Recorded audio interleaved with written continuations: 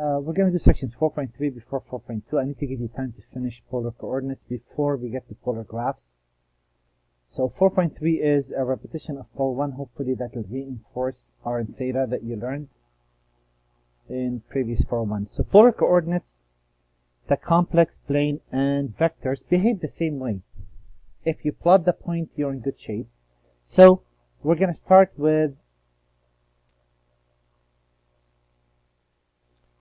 a formula that says e to the I theta equals the cosine of theta plus I sine of theta.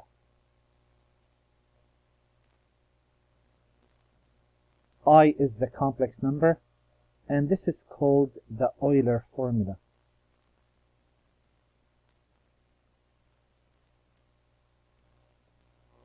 And keep in mind, we did play with this before. Some of you call this A plus BI. Now we're going to call this X plus IY. And the way it works, we call this the real plane. We call this the complex plane. So this is the real, and this is the imaginary plane or complex. So, given any point x and y,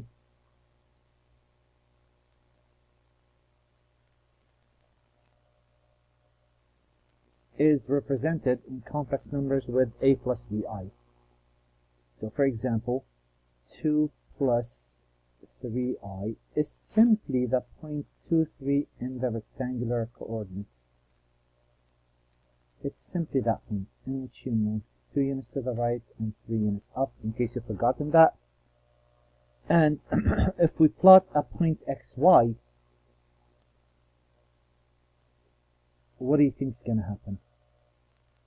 If I take a point and I label xy, in which z equal x plus iy, well, guess what?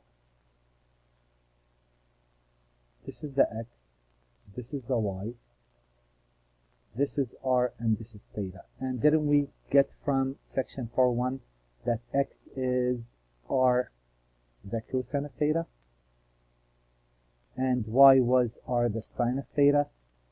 And notice what would happen if we factor an r out.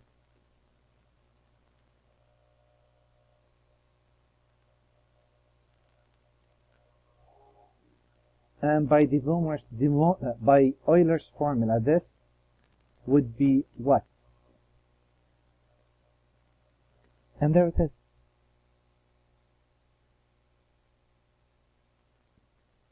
The book talks about rectangular form,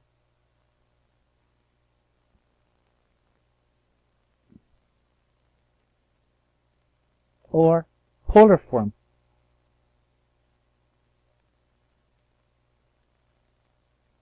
And guess what?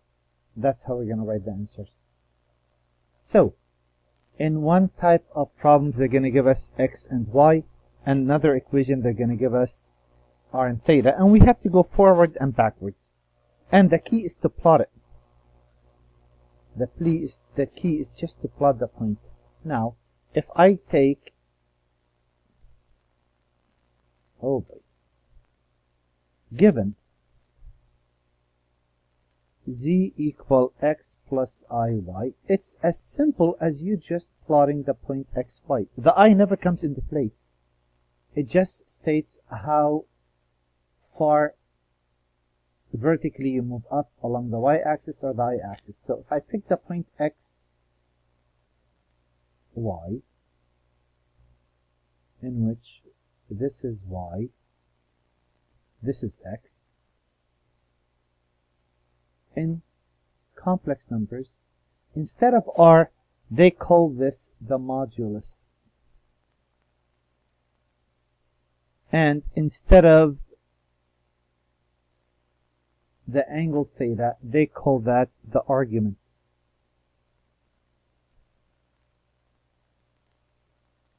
So, theta is the argument,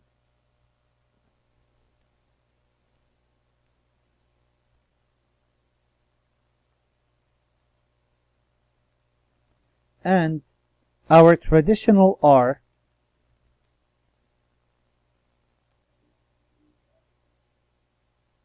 they call it the modulus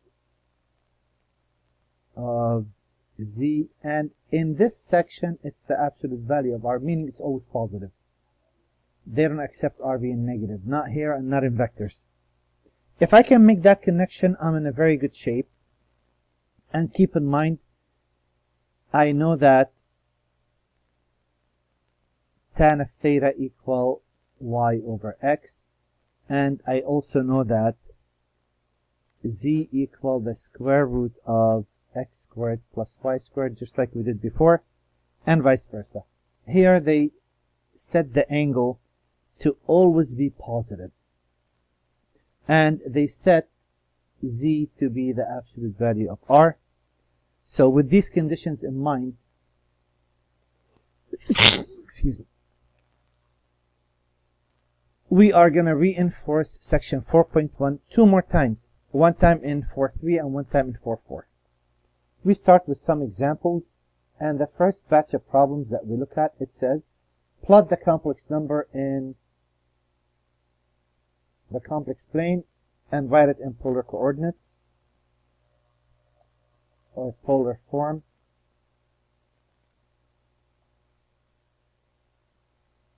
And here they say, express the argument in degrees. Okay, they like degrees. Whatever works. To us, it doesn't matter. Degrees, radians, we know the drill. So,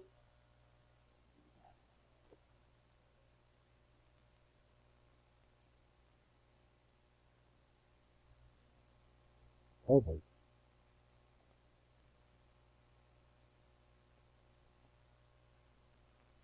If I look at problem number 14 for starters,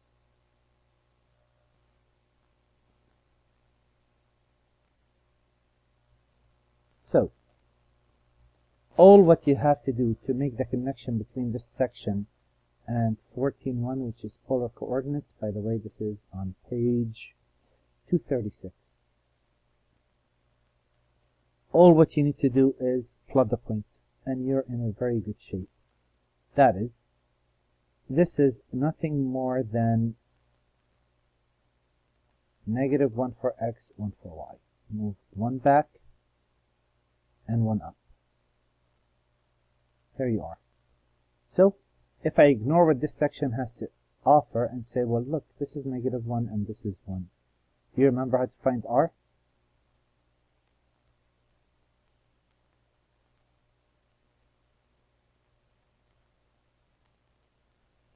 And theta.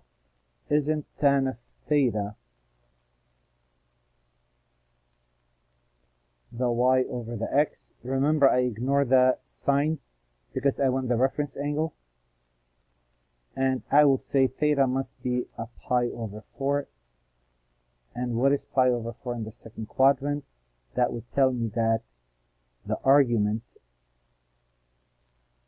of z is actually 3 pi over 4. So, the author would write this as r,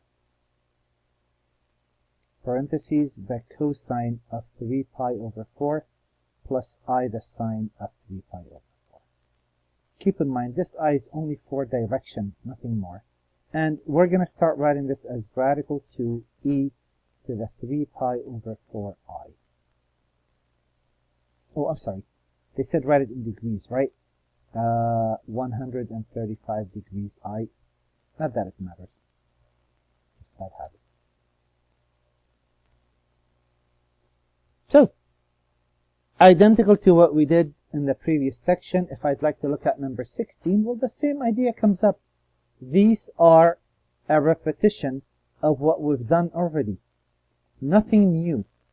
We did all of this in 4.1.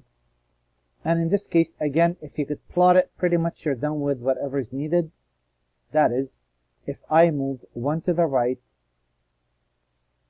and negative radical 3 down. Well, guess what? I could figure out what r and theta is. R squared is 3 plus 1, which is 4, r equal 2. Notice here, not plus or minus 2. And tan of theta equals 1 over radical 3. I have a reference angle of 60 degrees. If this is 60 degrees, that will be 300 degrees.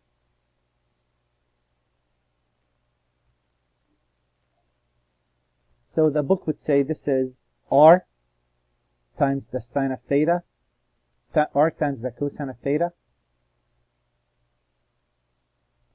plus I times the sine of 300 degrees. And their argument is, if you figure out what this is and this is, distribute that 2 and you'll get this back.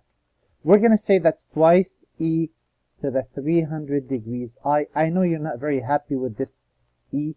It's going to save you a lot of pain, and it's going to allow you to avoid memorizing 6 formulas.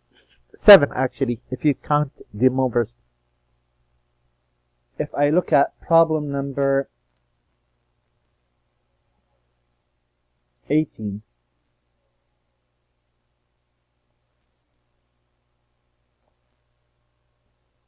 remember, the simplest problems are the most challenging sometimes. And how do you think that works? Well, this should be x plus iy. And do you know what that means?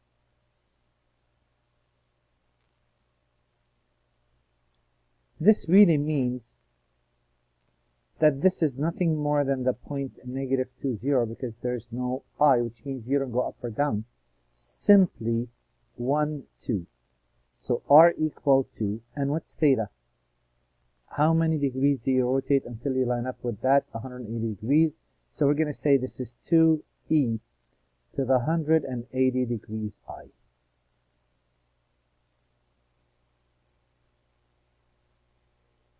And just to demonstrate, if I take any one of those, let's say I take that one.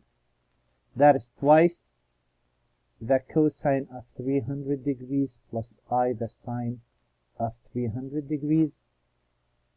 That is twice cosine of 300, reference angle of 60 degrees.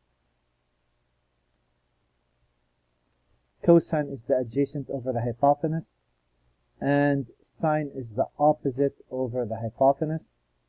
And 300 degrees is in this quadrant. In this quadrant, we know that cosine is positive, sine is negative, and if I distribute that in, that's positive 1 minus radical 2. I'm sorry, radical 3 over 2, so radical 3. And we notice that this is nothing more than this. Why go through all of that pain? Well, I'm glad you asked. I will show you that once we get to the powers and other applications. Awesome applications, actually. Okay, can we go the other way around? If I was given r and theta, can I come up with x and y? And look at that. So normally we write this as 3e to the 110 degrees I. You really want to get used to that. This is 3. The cosine of 210, that has a reference angle of 30 degrees. And in 30 degrees, the cosine is radical 3 over 2. And the sine is 1/2. And 210 degrees is in quadrant 3. That makes both of those negative. If you distribute that, that's negative 3 radical 3 over 2 minus 3/2 I. And there it is. So given r and theta, get x and y. Given x and y, give me r and theta. And we just go forward and backwards. And if I pick another problem, say number 28,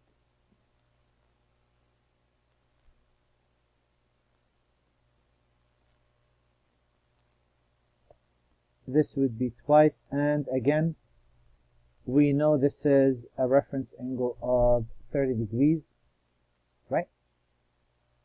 Actually, it's right there.